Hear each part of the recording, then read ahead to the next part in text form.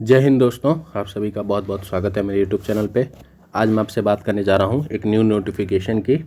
आप सभी को पता है बिहार में बिहार सब इंस्पेक्टर की वैकेंसी आई है। तो इससे पहले जो वैकेंसी आई थी वो बिहार सब इंस्पेक्टर की थी। ये आपकी प्रोविजन सब इंस्पेक्टर की वैकेंसी है और हम यही चीज़ बात करने वाले हैं। बिहार पुलिस अवर सेवा आयोग के द्वारा ये इसकी वेबसाइट है www.bpssc.bih.nic.in। तो इसी के निबंध में आपको निगरानी विभाग बिहार सरकार में पुलिस अवर निरीक्षक के रिक्त पदों पर प्रतियोगिता परीक्षा के आधार पर सीधी भर्ती हेतु ये विज्ञापन लाया गया है। ये विज्ञापन संख्या आप देख सकते हैं, विज्ञापन संख्या 3/2023 है। इसमें आपको मद्य निषेध उत्पाद एवं निबंधन विभाग बिहार सरकार एवं निगरानी विभाग बिहार सरकार से विभिन्न पदों की रिक्तियां हेतु संख्या बताई गई हैं। जो सबसे पहला है वो है सब इंस्पेक्टर प्रोविजन, जिसे हम मद्य निषेध कहते हैं, और पुलिस सब इंस्पेक्टर विजिलेंस जो निगरानी सेवा कार्यक्रम होते हैं। दोनों का वेतन लेवल 6 रहेगा और जो प्रोविजन वाले जो वैकेंसी हैं वो 63 हैं, ठीक है, जिसे 63 कहते हैं हिंदी में। और विजिलेंस की सिर्फ एक ही वैकेंसी है यहाँ पर दी गई है। इस पदों की जो नियुक्ति होगी वो प्रतियोगिता परीक्षा आयोजित की जाएगी, ठीक है। उसके बाद आपका फिजिकल होता है, ये सारी चीज़ें होती हैं, इसमें मेंस परीक्षा भी होता है। तो पूरा नोटिफिकेशन हम अच्छे से आज पढ़ेंगे, इसको अच्छे से एक एक पेज समझेंगे कि क्या क्या चीज़ें दी गई हैं। चलिए पॉइंट 2 से स्टार्ट करते हैं। उक्त पदों पर चयन के लिए बिहार पुलिस अवर सेवा आयोग द्वारा अभ्यर्थियों से ऑनलाइन आवेदन किया जाएगा। एक अभ्यर्थी के द्वारा मात्र एक ही ऑनलाइन आवेदन पत्र भरा जा सकता है। आवेदन पत्र भरने के क्रम में अभ्यर्थियों से पद की प्रेफरेंस आप अपना चुन सकते हैं, ये अनिवार्य है, ठीक है। आगे दिया गया है कि बिहार सरकार में अवर निरीक्षक तथा निगरानी विभाग में पुलिस के पदों हेतु ये भर्ती आई है। राज्य सरकार द्वारा ये प्रावधान है, पत्र संख्या इतना इतना, इसमें आपको कोई काम की चीज़ नहीं है। तो इसमें हम आगे बढ़ सकते हैं। यहाँ पे देखिए आवेदन के लिए प्राथमिकता। सबसे पहली चीज़, आप भारतीय नागरिक होना आपका अनिवार्य है। पुरुष एवं महिलाएं आवेदन कर सकती हैं। शिक्षा की अगर हम बात करें तो 1/8/2023 तक किसी भी विश्वविद्यालय से आपका ग्रेजुएशन होना चाहिए। राज्य सरकार द्वारा मान्यता प्राप्त होना चाहिए या फिर अगर केंद्र सरकार द्वारा मान्यता प्राप्त होना चाहिए। उम्र सीमा की अगर गणना करें तो 1/8/2023 के आधार पर की जाएगी आपकी उम्र की सीमा। जो अभ्यर्थियों का उम्र होगा 1/8/2023 तक, मैट्रिक अथवा जो आपका मैट्रिक का प्रमाण पत्र होता है जिसे मार्कशीट कहते हैं, उसके हिसाब से ही वो मेंशन किया जाएगा। ऐसा नहीं कि आप आधार कार्ड से वो सारी चीज़ें नहीं करवा सकते। आगे देखते हैं। सामान्य कोटि के जो पुरुष हैं उनके लिए न्यूनतम उम्र 20 वर्ष से लेकर 37 वर्ष तक होगा। महिलाओं के लिए उम्र 20 वर्ष से लेकर 40 वर्ष तक रहेगा। जो पिछड़ा वर्ग है या अत्यंत पिछड़ा वर्ग के जो पुरुष हैं या महिलाओं के लिए 20 से 40 वर्ष तक का आपका उम्र एज रहेगा। अनुसूचित जाति और अनुसूचित जनजाति के पुरुष और महिलाओं के लिए न्यूनतम जो एज रहेगा वो 20 से 42 रहेगा।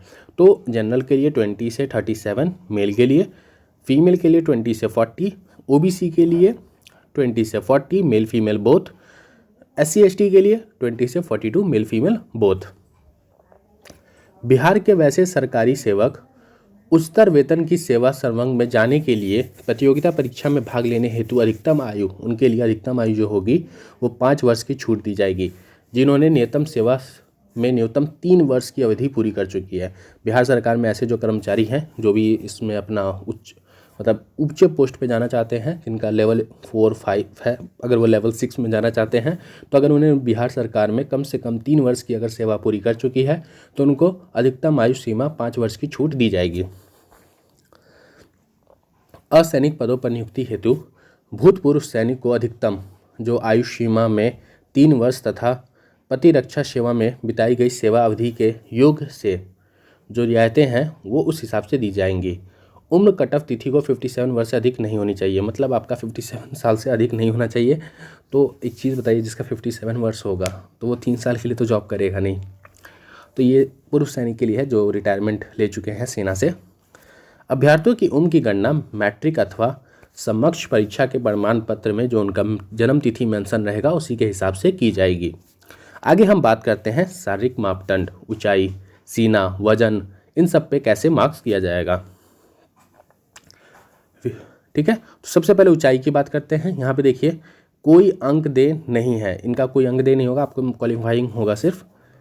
ऊंचाई की अगर हम बात करें तो सामान्य वर्ग, जनरल वर्ग के एवं पिछड़े वर्ग के पुरुषों के लिए न्यूनतम 165 सेंटीमीटर आपकी हाइट होनी चाहिए। अत्यंत पिछड़ा जो वर्ग है उसके पुरुषों के लिए 160 सेंटीमीटर हाइट होनी चाहिए, और अनुसूचित जनजाति के जो पुरुष हैं उनकी भी आपकी हाइट 160 सेंटीमीटर होनी चाहिए। महिलाओं की बात करें तो महिलाओं के लिए जो हाइट दी गई है वो 155 सेंटीमीटर मेंशन की गई है।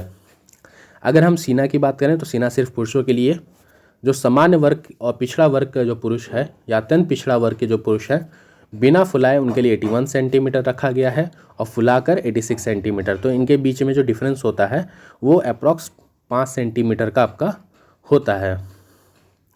आगे बढ़ते हैं।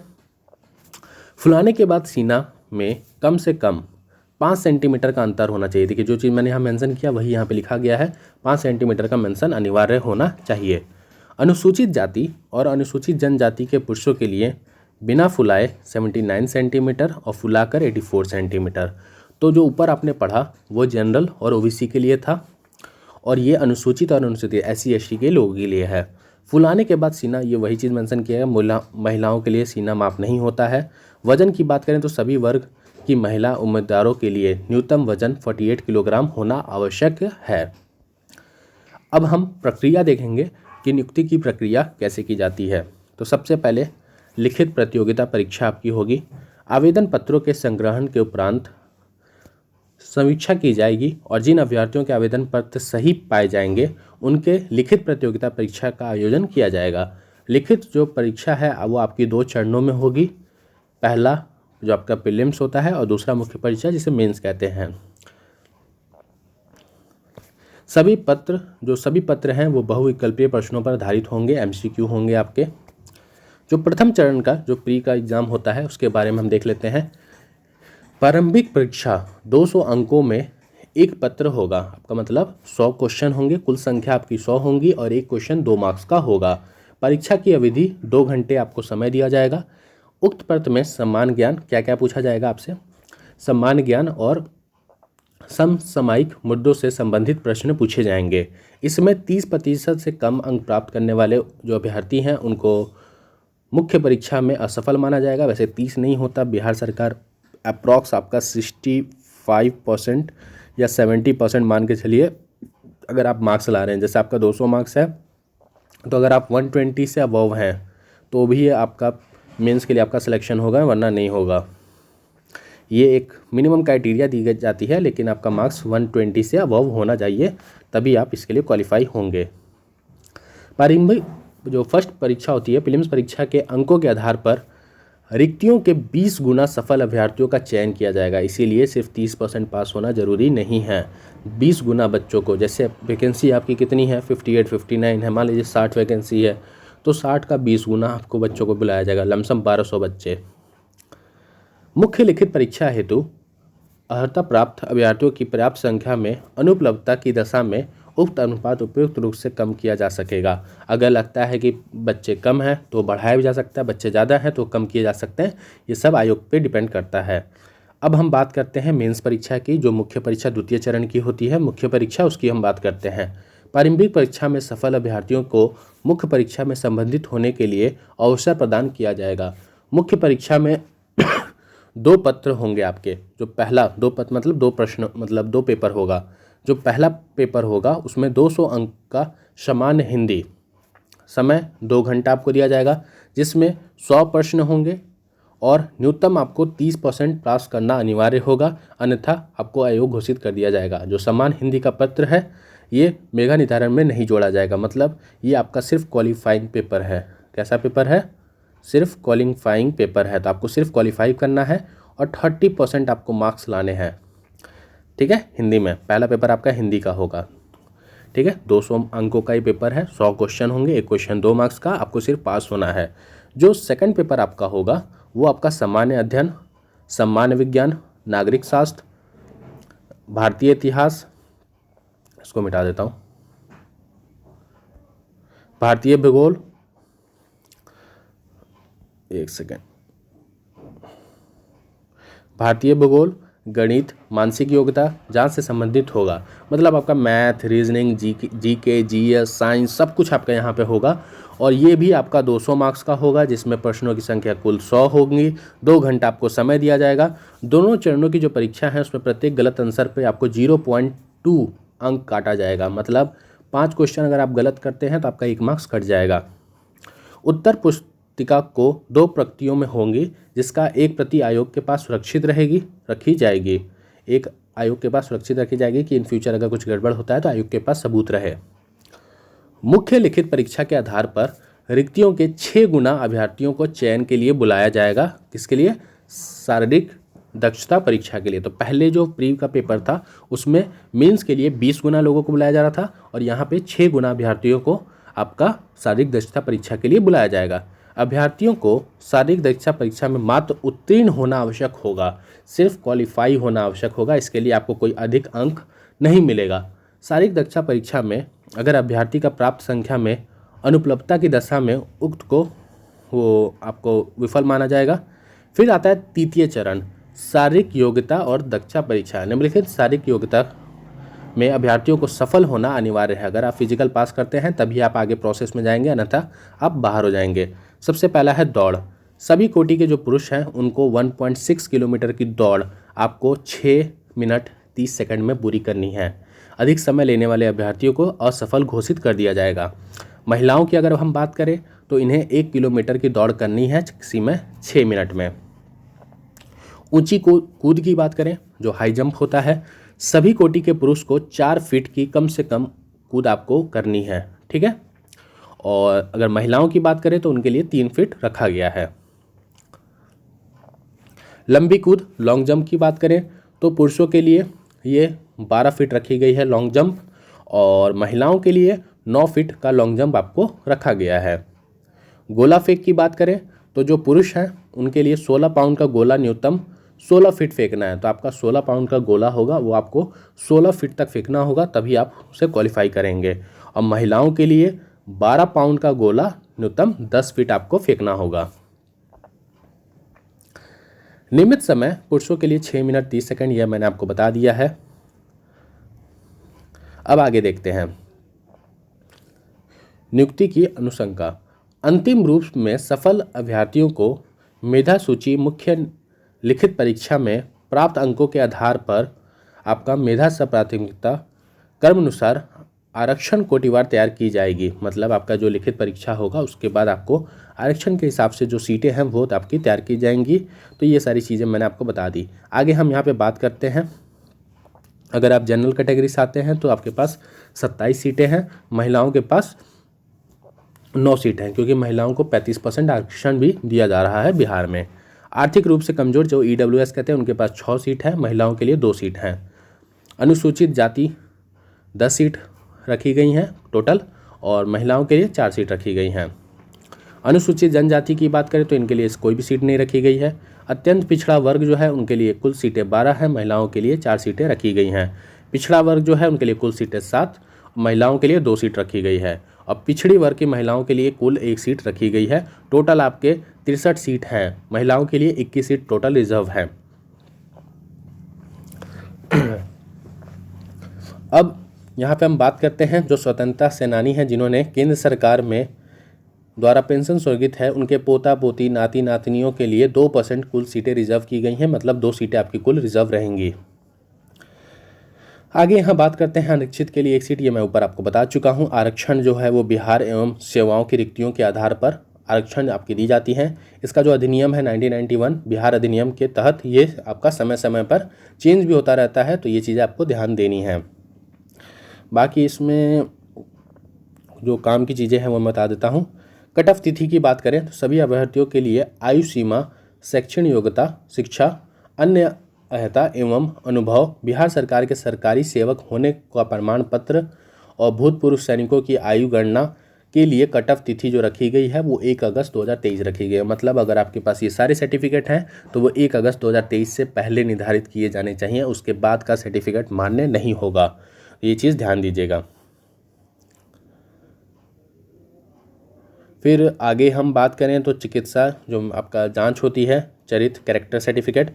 उपरोक्त पदों पर नियुक्ति के लिए सभी चयनित अभ्यर्थियों का चिकित्सा परीक्षण मतलब आपका मेडिकल किया जाएगा, आपका कैरेक्टर सत्यापन किया जाएगा और ये नियम के अनुसार किया जाएगा। प्रतिकूल परिवर्तन प्राप्त होने पर अन्यथा किसी अभ्यर्थियों द्वारा अगर कोई तथ्य छुपाया जा रहा है तो उस संबंधित में आपको अयोग्य घोषित कर दिया जाएगा, असफल घोषित कर दिया जाएगा। लिखित परीक्षा के समय अभ्यर्थियों को कोरोना संक्रमण से बचाव के हेतु प्रशासन द्वारा इस संबंध में निर्देश दिए जाएंगे। ये सारी चीज़ें दी गई हैं आपकी। बाकी ऑनलाइन जो आवेदन प्रक्रिया है ये आपकी दिनांक 4/11/2023 से ऑनलाइन आवेदन पत्र भरे स्टार्ट हो चुके हैं। ये आपकी वेबसाइट है, यहाँ पे जाके आप प्रोविजन टैब पे क्लिक कीजिएगा और फॉर्म को आप भर सकते हैं। ठीक है, सबसे पहले रजिस्ट्रेशन करना है, उसके बाद फॉर्म भरना है, फिर आपको पेमेंट करना है। तो ये सारी चीज़ें मैंने आपको बता दी हैं। आप पेमेंट नेट बैंकिंग से, क्रेडिट, रुपए, डेबिट कार्ड किसी से भी कर सकते हैं। अगर आपको ये सारी चीज़ें दी गई हैं, अगर ट्रांजैक्शन से रिलेटेड कोई अगर दिक्कत होगी तो आप ईमेल आईडी भी यहाँ पे मेंशन किया गया है। बाकी ये आपका वेबसाइट है, इसमें ये चीज़ें मैंने आपको सारी बता दी हैं। आपके पास ईमेल आईडी, मोबाइल नंबर होना चाहिए, तभी आप पेमेंट कर सकते हैं। यदि किसी का शुल्क राशि अगर किसी कारणवश अगर कट जाता है और पंजीकरण नहीं हो पाता है तो 7 दिन का कार्य दिवस के बाद आपको पेमेंट गेटवे द्वारा वो पेमेंट लौटा दिया जाएगा। तो अगर आपका पेमेंट फंस जाता है तो आप इसके लिए चिंता ना करें, 7 दिन बाद आपका पेमेंट आपको लौटा दिया जाएगा। एक मोबाइल नंबर से मात्र एक ही आवेदन भरा जा सकता है, तो ये चीज़ ध्यान रखिएगा। और जो रजिस्ट्रेशन आईडी है और जो पासवर्ड है वो आपके रजिस्टर्ड ईमेल आईडी पर भेजा जाएगा। तो आवेदन भरते समय जो पूर्व अभ्यर्थी ये सूचित कर लें कि विज्ञापन के अनुसार सारी जो प्राथमिकता है उन्होंने पूर्ण की है। एक अभ्यर्थी द्वारा मात्र एक ही ऑनलाइन आवेदन पत्र भरा जा सकता है। किसी अभ्यर्थी द्वारा अगर एक से ज़्यादा आवेदन पत्र भरने की स्थिति में उनके सभी आवेदन पत्रों की अस्वीकृता कर दी जाएगी। तो आप एक से ज़्यादा आवेदन पत्र ना भरें और भरते समय थोड़ा सा केयरफुल रहें, गलती ना करें। जो अभ्यर्थी फर्जी नाम या फर्जी पते से आवेदन पत्र भरेगा उससे अपात्र मानते हुए उसके विरुद्ध कठोर कानूनी कार्रवाई भी की जाएगी। ये चीज़ों का भी ध्यान रखें, आप गलत काम ना करें। अभ्यर्थी 10वीं की बोर्ड परीक्षा के मूल प्रमाण पत्र के आधार पर अपनी जन्म तिथि को सही उल्लेख करें। जो आपके 10th में जो डेट ऑफ बर्थ दिया है उसी को मेंशन करें। ये चीज़ों का ध्यान रखें। प्रमाण पत्रों से मिलान के समय यदि इनमें से कोई भी भिन्नता पाई जाती है तो अभ्यर्थियों की उम्मीदवारी रद्द कर दी जाएगी। इन सब चीज़ों का भी ध्यान रखिएगा, बार बार ये चीज़ें मेंशन की जा रही हैं। आवेदन पत्र में यदि आप गलत आरक्षण कोटि प्रविष्ट करते हैं तो उनकी उम्मीदवारी रद्द कर दी जाएगी अथवा आवेदन पूर्णतः अस्वस्थ हो लें कि वे किसी वर्ग अथवा कोटि से संबंधित रहेंगे। तो ये चीज़ें आपको ध्यान रखना है कि आप किस वर्ग से बिलोंग करते हैं। अगर आप EWS तो EWS से भरिए, जनरल है तो जनरल भरिए। ऐसा नहीं कि अगर आप दूसरे स्टेट में, एक चीज़ मैं बता देता हूँ, अगर आप यूपी में SC ST से बिलोंग करते हैं यूपी स्टेट से, तो आप बिहार में वो जनरल में ही आएंगे। तो आप SC ST यहाँ मत भर दीजिएगा। इन सब चीज़ों का ध्यान रखिएगा। आवेदन का ऑनलाइन होगा, 2 भागों में भरा जाएगा आवेदन। ऑनलाइन आवेदन पत्र के प्रथम भाग में उम्मीदवारों को सबसे पहले आपका रजिस्ट्रेशन करना होगा। उसके बाद आपका नाम, आपकी नेशनलिटी, राष्ट्रीयकरण, mobile number, email ID, Bihar राज्य सरकार द्वारा डोमिसाइल अगर आपने डोमिसाइल है, अगर आप आरक्षण कोटि से बिलोंग करते हैं, जन्म तिथि, ये सारी चीज़ें आपको भरी जाएंगी। भुगतान पूरा करने के बाद सफल पंजीकरण के पश्चात मोबाइल फ़ोन और ईमेल आईडी पे माध्यम से आपको पंजीकरण नंबर और पासवर्ड आपको प्राप्त हो जाएगा। भुगतान के पूर्व अगर आपको लगता है कि कुछ सुधार करना है तो आप एडिट सुधार कर सकते हैं।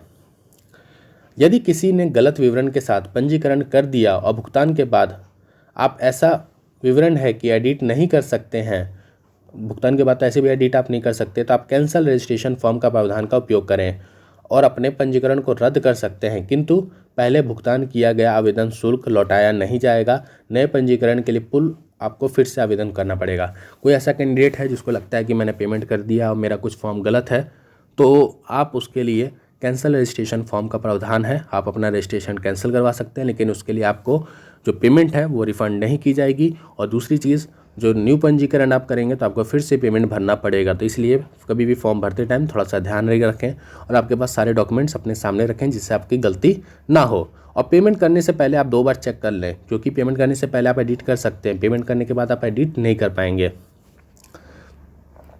सफलतापूर्वक पंजीकरण करने के पश्चात उपलब्ध कराए गए पंजीकरण नंबर पे आपको पासवर्ड मिलेगा। ये सारी चीज़ें मैंने बता दी हैं। पिता पति का नाम, ये सारी चीज़ें आप मेंशन कर दीजिएगा। जो आवेदन का जो फोटोग्राफ है वो रंगीन या 2 माह के अंदर खींचा जाना चाहिए, जिसका बैकग्राउंड सफ़ेद हो और 15 से 25 केबी के बीच में आपका होना चाहिए। ये चीज़ का ध्यान दीजिएगा। जो आपका सिग्नेचर है वो इंग्लिश या हिंदी में काली या नीली स्याही से करना चाहिए और 15 से 25 केबी के बीच में ये सिग्नेचर आपका होना चाहिए। इन चीज़ों का ध्यान रखिएगा और पीछे सफ़ेद बैकग्राउंड हो, ये चीज़ का हमेशा ध्यान रखें। फिर इसमें दिया गया है कि जब आप सारा चीज़ कर लें तो आप A4 साइज़ में अपना जो एप्लीकेशन फॉर्म है उसको प्रिंट करके अपने पास रख सकते हैं। कुछ महत्वपूर्ण निर्देश हैं। भरे गए ऑनलाइन आवेदन पत्र को बिहार पुलिस अवर सेवा आयोग को भेजने की आवश्यकता नहीं है। आपको ऐसा नहीं कि आप प्रिंट करवा के इसको भेजें, नहीं, परंतु भविष्य में जानकारी प्राप्त करने के लिए आप रजिस्ट्रेशन नंबर अवश्य है।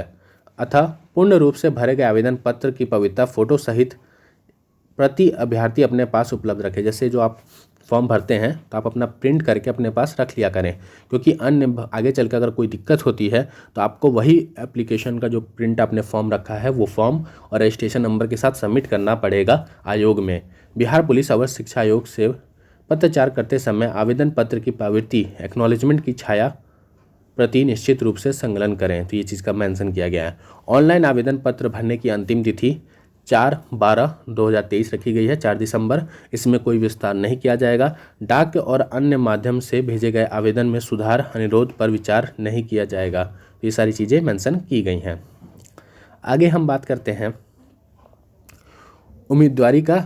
अगर आप रद्दीकरण करवाते हैं, अगर किसी उम्मीदवार का निम्नलिखित आधार पर बिना बताए रद्द अगर की जा सकती है तो इसमें क्या क्या चीज़ें मेंशन की गई हैं। आवेदन पत्र पर प्रथम भाग पंजीकरण भरना जाना है, परंतु द्वितीय भाग को भरकर सबमिट ना करना। अगर आप द्वितीय भाग भर देते हैं और सबमिट नहीं करते तो आपका आवेदन रद्द हो जाएगा।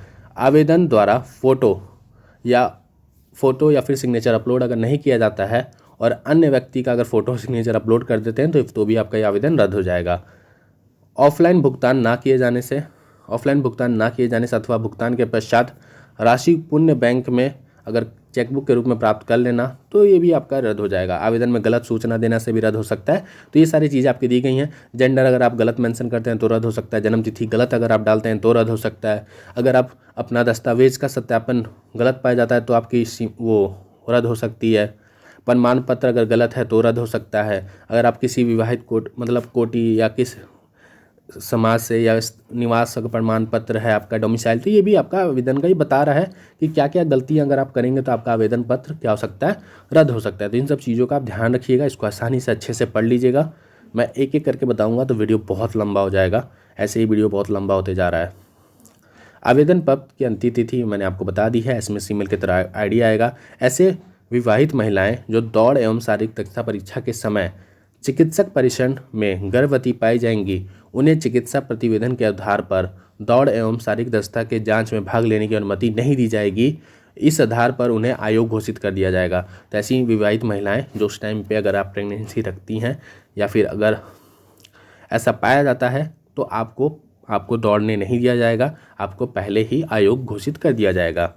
चयन प्रक्रिया पूर्ण होने के 6 माह का समय लग सकता है। अतः अभ्यर्थी को सुझाव दिया जाता है कि वह तदनुसार लिखित परीक्षा, साक्षी दत्ता परीक्षा एवं अभिलेख संबंधी आदि के लिए अपनी उपलब्धता सुनिश्चित रखें।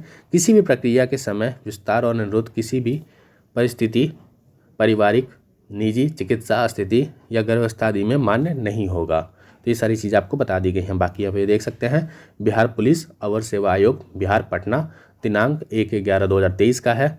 ये सारी चीज़ें आपको दी गई थी। नोटिफिकेशन मैंने आपको पूरा पढ़ के बता दिया। आई होप ये जो नोटिफिकेशन है आपको पूरा अच्छी तरीके से समझ आया। जो जो इंपॉर्टेंट चीज़ें थी वो मैंने आपको सारी चीज़ें बता दी हैं। तो अगर आपको वीडियो अच्छा लगा तो इस वीडियो को लाइक करें, चैनल को सब्सक्राइब करें। मिलते हैं अपने नए वीडियो में, तब तक के लिए जय हिंद।